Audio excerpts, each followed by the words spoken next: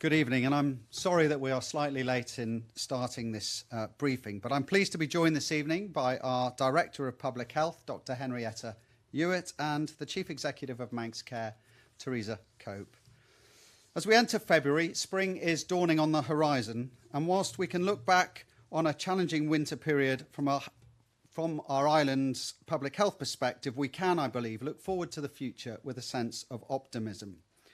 Despite the challenges we faced in December and January, with the identification and then the rapid spread of the new Omicron variant, people across our island once again, quite literally, rolled up their sleeves and did their bit to protect themselves, their loved ones, and the wider community.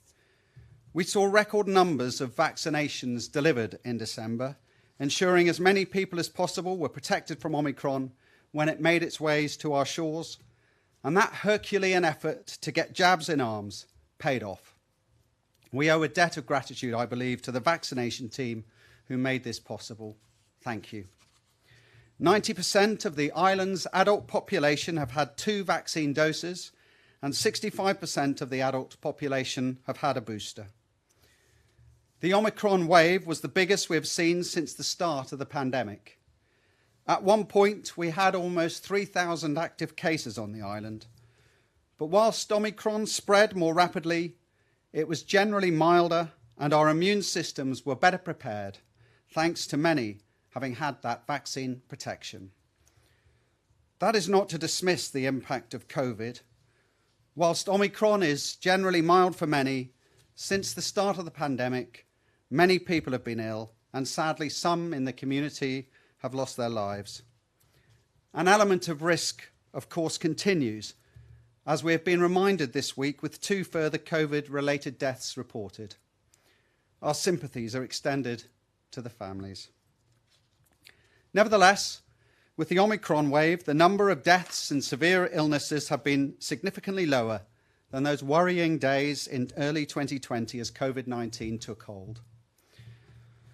I also recognise the impact of Omicron has had on businesses coming during the festive season on which so many hospitality providers depended. And I recognise the impact of the rapid spread has had on staffing, with so many people having to isolate at the same time. I know there were pressures in keeping essential services running, from making sure our hospitals and care homes could continue to ensuring supermarket shelves were stocked. Despite, though, having had our biggest COVID wave to date, the island weathered this storm without a lockdown. Schools remained open, our health and care services continued to function, we moved to self-testing and reporting, and we were able to reduce self-isolation times by allowing exit after 2 negative self-tests 24 hours apart, which cut isolation in half for many. The decisions that we made before Christmas in terms of moving to self-testing with lateral flow devices and reducing isolation and contact tracing requirements have led the way in terms of country responses to Omicron, and these measures were subsequently adopted by neighbouring jurisdictions. I want to thank all of you for the manner in which you adapted to these changes and the responsible manner in which cases were reported and self-isolation undertaken. The community can once again take tremendous pride in what has been achieved. Much has been learnt since December and the onset of Omicron. There is a sense that the rapid spread of the virus and its relatively limited impact on health and care services and the low rates of severe illness and death represent the first real step in COVID-19 becoming a disease that is endemic. We must now build on this and set out a clear vision as to how the island will step away from the rules and regulations that have been necessary to control the virus over the past 2 years. We will move to once again being free to make our own decisions, informed by clear guidance, particularly for the most vulnerable in society. Move to once again being trusted to do the right thing at the right time and in the right way. And before I go into more detail, I'd like to hand over to our Director of Public Health, Dr. Henrietta Hewitt, who will cover what we mean when we talk about a disease being endemic and where we are currently with COVID-19. Dr. Hewitt. Thank you, Chief Minister. A disease is defined as endemic, and this is an infectious disease we're talking about now, when it's persistently present in a community at low to moderate levels. So this is not a situation where you're looking to eliminate the disease. You're accepting that it's going to be there, and within that it may change over time. Some infectious diseases are seasonal, like flu and some of the other cold viruses. Others may not be, and we're not quite sure how COVID will play out in that. But we will expect to see variations from baseline, and that would still be consistent with the endemic position. In terms of where we are with the current wave, obviously we've been analysing this week by week in our epidemiology report, which I expect many of you will have seen. And as Chief Minister indicated, we've come down from the very high levels to a level which is currently today. I think we've got 471 active cases and we had 65 new cases. So we are plateauing, and you can see that from the graphs and the trend line in the weekly report. And that's what we would expect. We wouldn't expect the fall to continue on the same trajectory. We expect it to plateau. We've seen that in South Africa. We're beginning to see it, or more than beginning to see it, in the UK. And that will continue to be the case while we have cases in the community and people who are susceptible. And that will depend on people's levels of immunity and their behaviours, the degree of mixing. So again, it may change, for example, festive periods, other holiday periods, cold weather versus warm weather, etc. So we won't expect to see one single level of this. It will continue to fluctuate, but it should be maintained at levels which we can live with as a community. Thank you, Chief Minister. Thank you, Dr. Hewitt. In moving to an endemic approach, we must acknowledge that there will still continue to be challenges, and there will still be times when we are faced with a degree of uncertainty and renewed threats. We must be prepared to deal with those effectively, efficiently, and proportionately. In considering a move to an endemic approach, the right conditions for change must be present. The Council of Ministers consider there to be 5 key conditions. Firstly, our health services are operating normally. Secondly, vaccines remain available and effective. Thirdly, there are no new variants of concern that may lead to serious consequences for public health. Fourthly, the situation on the island is stable. And fifthly, the situation in the British Isles is stable. Subject to these 5 conditions being met, it is the intention of the Council of Ministers to return the island to normal life on Thursday, the 31st of March. This gives us time to ensure that as many people as possible are fully vaccinated. In particular, those who are clinically vulnerable now being offered a 4th vaccine dose, and 5 to 11-year-olds with certain health conditions who are now being offered the vaccine. This change in approach means accepting that the virus is present in our community for the long term. Whilst we will continue to monitor its spread to ensure we understand how it is affecting the island, we would not look to identify each and every case. We would treat COVID-19 in the same way as other communicable diseases such as novovirus or flu. The core public health regulations will be suspended.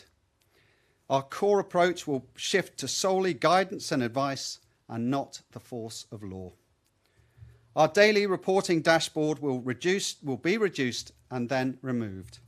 Our decisions and daily lives will no longer be linked to the number of cases on the island, although the impact on our health services will continue to be monitored. At our borders, there will be no travel restrictions and no public health checks on arrival. This is regardless of residency or vaccination status. People will be able to come and go freely from the 31st of March. The only requirement will be for travellers to complete a simple travel declaration form ahead of arrival on the island. This will be an interim measure as we transition to the new arrangements in case people need to be contacted in the event of a new threat emerging. This will be in place for the shortest time possible. The only potential restriction that will remain will be the UK's list of red countries. Currently, no countries feature in this list, but any UK restrictions would extend to the Isle of Man if a country were to be added. Generally, this would be due to a new variant of concern, as we saw with South African countries in December with the emergence of Omicron. Some changes to border restrictions in England recently announced by the UK government will come into force there on the 11th of February. This relates to non-vaccinated international arrivals, those aged under 18, and other matters. We are currently reviewing these changes, and next week I hope to be in a position to announce any changes to our own border arrangements that will be in place ahead of full removal of restrictions on the 31st of March. As far as positive cases are concerned, on testing and where someone tests positive for COVID-19, they will still be encouraged to record their positive test for surveillance purposes, and the advice will be to stay at home and rest, as you would with other viral infections. If you are COVID positive, face coverings will be advised if you have to leave the house, but there will be no legal self-isolation requirements. This is about trusting people to be responsible and to do the right thing, as we tend to do with other communicable diseases such as flu. Contact tracing will cease, although people will be encouraged to notify their own close contacts and indeed their employer that they have tested positive. As has been the case throughout the pandemic, advice and guidance will be available to help people make informed decisions. Hands, face, space and fresh air will remain with us, as will the ability to self-test. I accept that these changes represent a significant shift after almost 24 months of COVID restrictions. I have no doubt that the vast majority in the community will welcome this move, but we must be mindful that there will be some who wish to be more cautious, particularly those who are more vulnerable to disease. We must all continue to be tolerant and understanding. There are those who will continue to wear face coverings and keep their distance after the 31st of March, and we must respect this.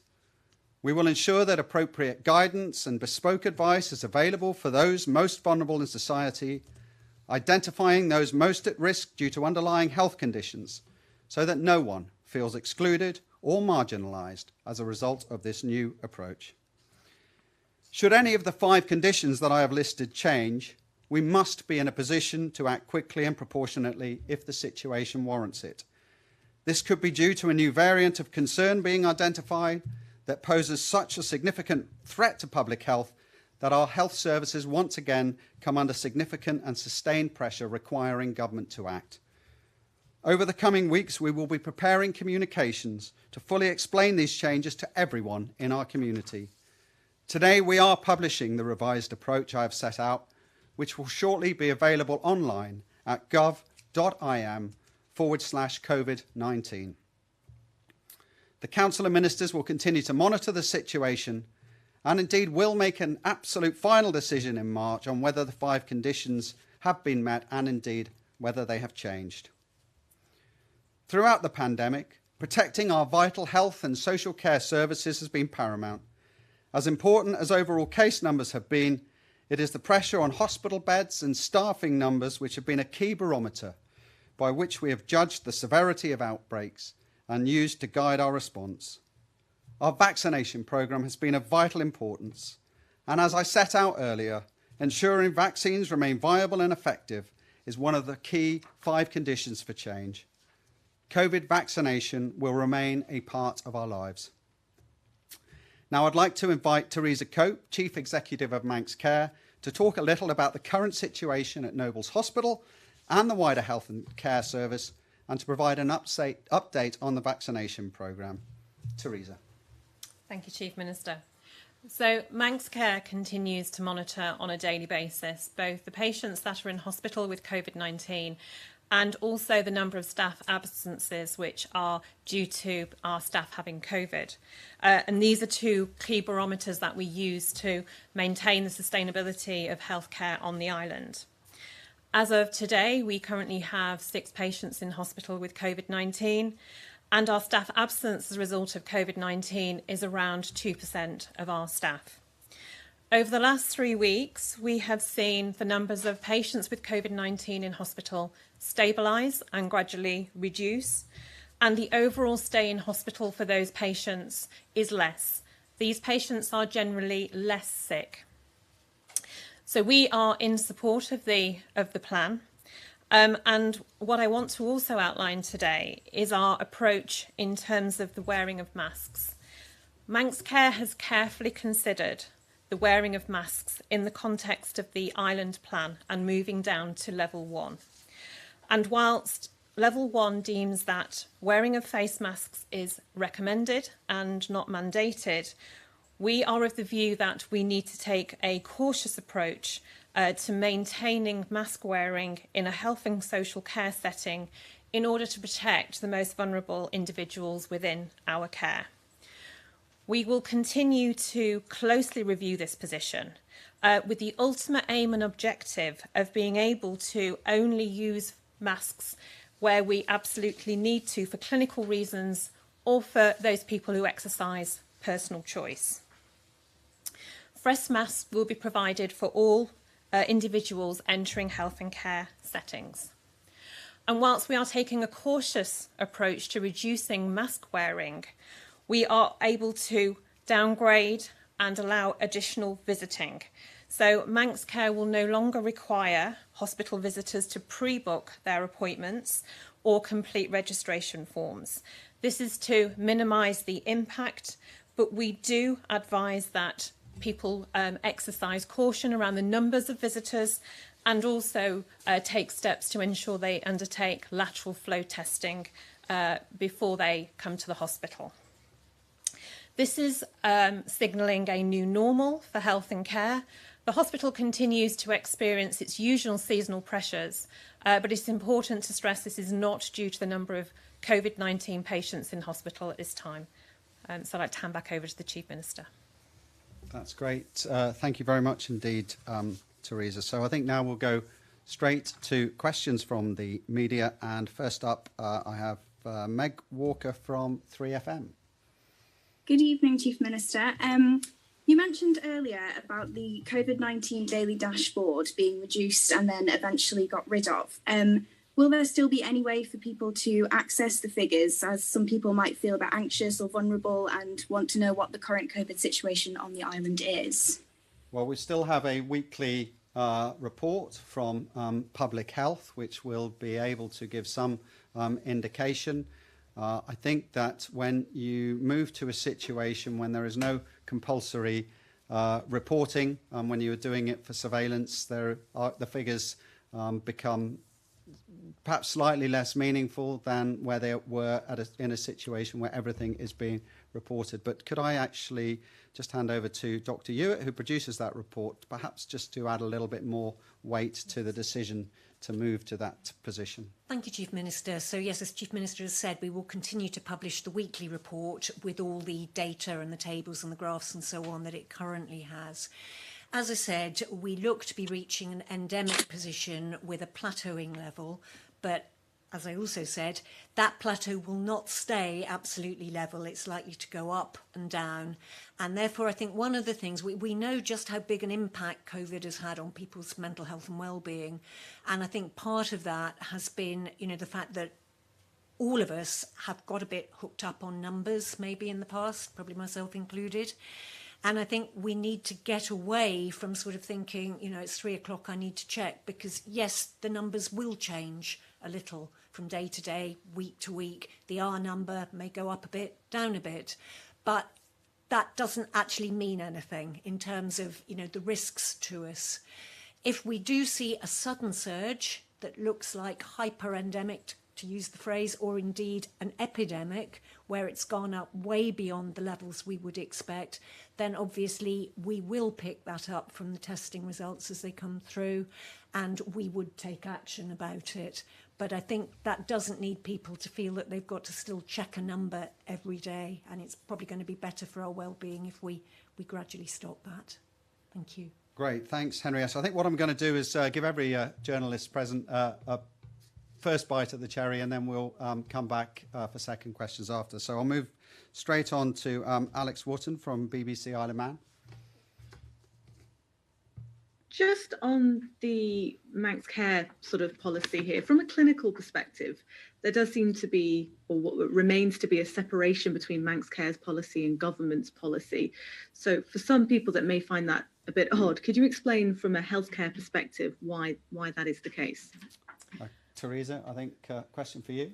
Yeah, I think it's a relevant question. It's one we've really carefully considered. We recognise in the short term there is a slight disconnect between the approach we are taking in the health and care setting as opposed to the island setting. However, what I would say is we care for some very vulnerable individuals, and it's about taking a proportionate and cautious approach initially, just to in those early stages. But we absolutely do want to make sure we are only using face masks where it's clinically appropriate in time.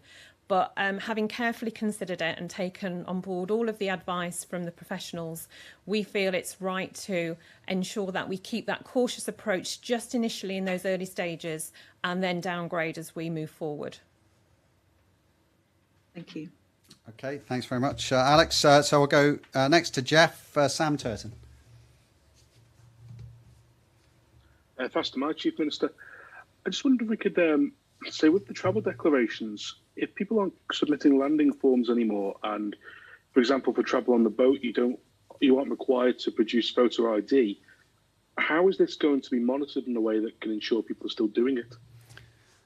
Well, throughout the course of this pandemic, Sam, we've had to put a lot of trust in individuals, particularly over the last few months. It's clear to us that people are responsible in their approach. We have stated this is an interim measure that we are retaining for the time being, and the purpose behind it is to give us a relative knowledge of where people have come from in case there is another outbreak in expectedly a foreign country from which we need to potentially react, and will give us an ability to make a judgment potentially of how many people have arrived on the island from that location. But as I said, Council of Ministers have been very careful to state that this is an interim measure, and we will continue to monitor that situation accordingly. It is our intention. It will be a very, very quick pro forma to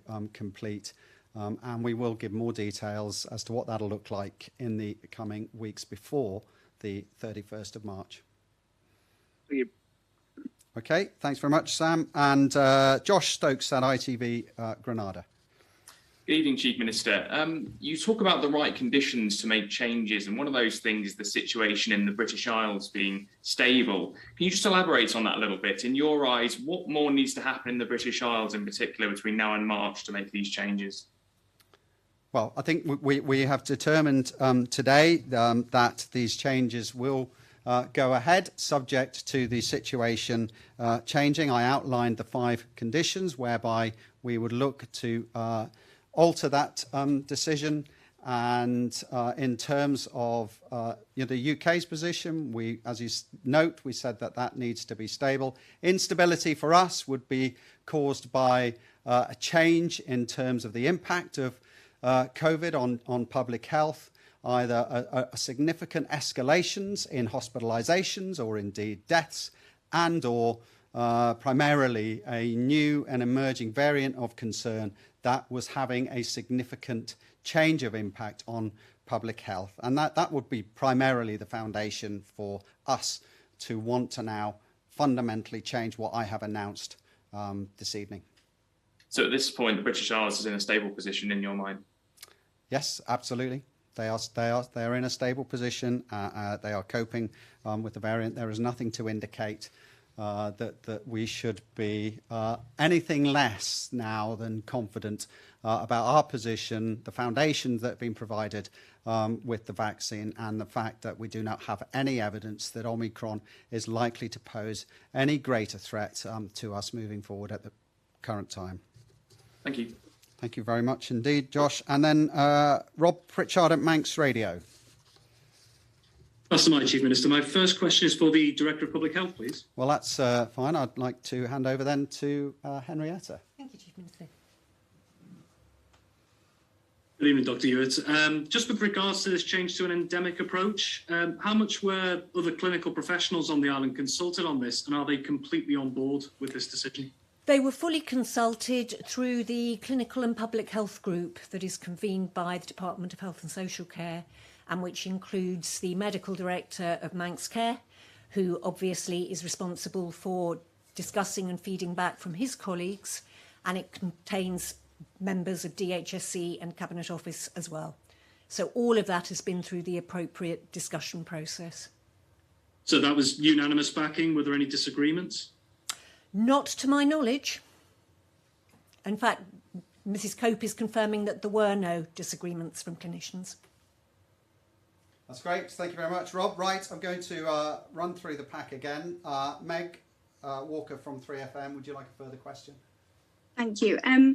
What's going to happen in terms of government financial support for those missing work due to COVID after the 31st of March? Right, well, the Treasury Minister has made no announcements regarding that. We are, for the time being, our schemes remain in place, and any changes, if we make any changes, will be announced prior to the 31st of March. But at the present, those schemes remain in place. Thank you, Meg. Alex Wotton at BBC. Hello again. You talked about how you would like to, or you have to be ready to make changes again should another variant pop up like Omicron did rather suddenly. What is the contingency you have in place, and how much of a deviation from those 5 factors would we have to see? 1 factor, 2, that kind of thing. Well, there's multiple factors that the Council of Ministers would have to take into consideration, and I'm not going to be backed into a corner on any particular change that would, or change in terms of material impact that would necessarily result in us fundamentally altering our approach. I think the fact is, Alex, I think first of all, COVID has not gone away. I mean, that's the first thing to recognise. We are moving to an endemic position in terms of our approach to COVID, the same position, in other words, broadly as we would do with other communicable diseases, flu, or novovirus, etc. But if the health situation changed, if COVID-19 changed again in terms of its significant impact on public health, we have the experience and expertise now to know how quickly to move into a situation whereby we can bring some control and protect public health. But we should all, as I said before, be confident that the decision we are making has got solid foundations. As I said, 90% of the adult population now have their vaccines. There's a programme still underway, particularly amongst the children and particularly amongst the immunosuppressed. And we're trying to make sure by announcing the date of the 31st of March that everybody who's in those categories gets that opportunity now to get their vaccine. And so the island can adopt the 31st of March with confidence that everybody who wants the vaccine, who needs the vaccine, has been given the appropriate chance to be as protected as fully as possible when we open our borders on the 31st of March. Okay, Thank you. Thank you very much indeed. Sam from Jeff, do you wish another question? Yes, Mr. Cannon, just in terms of this, how do you feel about this yourself? Because obviously your predecessor had to stand there and make a lot of statements that people never would have wanted to make. But do you see this now as a lifting of 2 years of doom and gloom, an opportunity for the island to recover in a very positive manner? Well, I think the foundations are in place. I've acknowledged during my opening remarks some of the pain and suffering that has taken place. We still have an independent review of what's happened, Sam, to come, and there will still be plenty of discussion. But yes, I think we are in a positive place. There is a lot to do. We recognise that. I think we discussed a lot of that in our island plan, particularly around our economy. A lot of our businesses have had a tough time. But we are approaching the future with confidence. The 31st of March date is a good date, I think, in terms of signalling the sort of spring coming upon us, and also a date that the island can look forward to as a sort of, I hope, the commencement of a new tourist season for the first time in 2 years, I hope to see many, many visitors to our shore. So yes, I think we've got a lot. Platform unemployment is at its lowest now for 20 years and plus. As you know, yes, apart from the domestic challenges, many other of our businesses are actually having have had a very positive time in the last 2 years. Some of the international facing businesses and the digital and financial services sector. So there's a lot to be positive about, but there's a lot for us to do. So we should be confident moving forward. Thanks, Sam. Josh Stokes, ITV. Josh, do you want another go? Yes, please, Chief Minister. This one's probably more to Manx Care. With these changes now coming into place, there's obviously going to be a shift in, also will there be a shift in helping people who are suffering with long COVID? What's your message to people who are currently suffering, and will Manx Care be doing more in the coming months to prioritise people who are still feeling the effects of the virus? Yes, we will. So we have currently had a business case through Treasury, working with the Department of Health and Social Care to provide a long COVID service. So it's currently under development. We are currently scoping what that service looks like, and we will be undertaking a listening exercise for sufferers of long COVID, which is taking place next Wednesday at 4 till 6 p.m. at the Palace Hotel. And that's to make sure, as we plan to deliver this service, we have taken on board all of the feedback from those who have been suffering and make sure the offer is tailored accordingly. Thank you. And I think just again to emphasise there, Josh, I mean, 31st of March seems a long time away, but one of the solid reasons why the council has gone for that date is to ensure that those in our community, potentially in a children's cohort, who are potentially more at risk from COVID than the general population, do get the proper opportunity to be fully protected, or as protected as possible as we move forward. So I want to reassure everybody that we're making decisions in the interests of the whole community, and I hope picking the dates considering the greater interests of the whole community.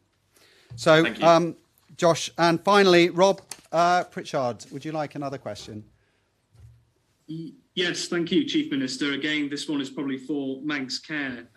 Just a bit of clarity, and apologies if this was mentioned just before, but you've already talked about visitation and mask wearing in care settings. I just want to know what Manx Care's policy would be on positive cases. If someone has COVID, they may be symptomatic or not, but if someone does have COVID, can they still make their way into a hospital setting? And the same with care homes, for example. If there are COVID cases in care homes, could we see suspension of visits, for example? We wouldn't want to suspend visiting.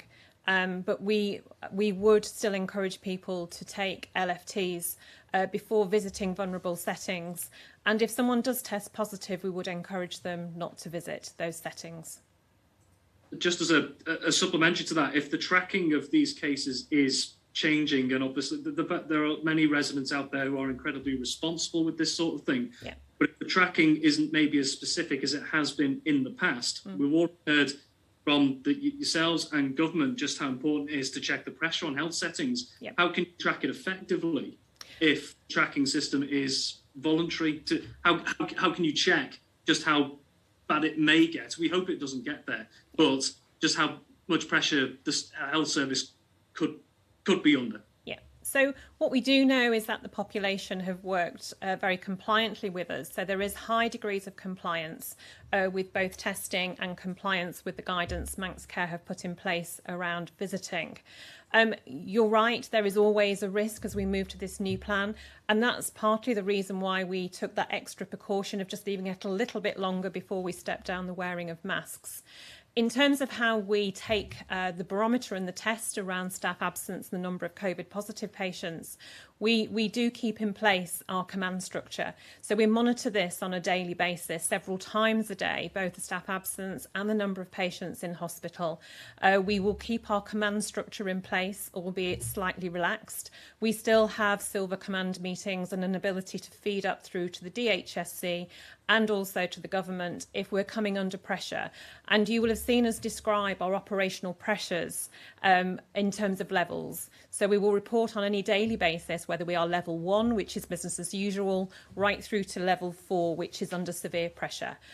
So we use that as our guide. That isn't always about COVID, that's just about the general level of pressure that we're seeing in our health and care system, but we use that as a barometer both to inform DHSC and wider government about the pressures health and care settings are feeling. And that will be a daily process and will always continue. Thank you. Great. Well, can I thank the press very much for their time this evening? Indeed, can I thank you all for your time this evening? It would not be right to look towards the next chapter in our COVID journey without acknowledging the losses and sacrifices made by so many during the pandemic. It is an event that will be with us for the rest of our lives and talked about for generations to come. The cost has been great, and as we look to the future, we would do well not to forget the past, remembering those who we have lost to this dreadful disease and the lasting pain and sense of loss many family and friends continue to feel. But despite the challenges and the heartache, the pandemic has also brought out the very best in us. We have seen our sense of community and commitment to each other shine, pulling together, caring for each other and doing the right things for the greater good. We should not assume, of course, that this pandemic has ended, nor that COVID may not yet have a sting in its tail, but the conditions are right to move forward with confidence. Despite the hurt and tragedy, the people of the Isle of Man can hold their heads high and look back, yes, with sorrow, but also with pride on what we have been through in the last 2 years. Thank you and good night.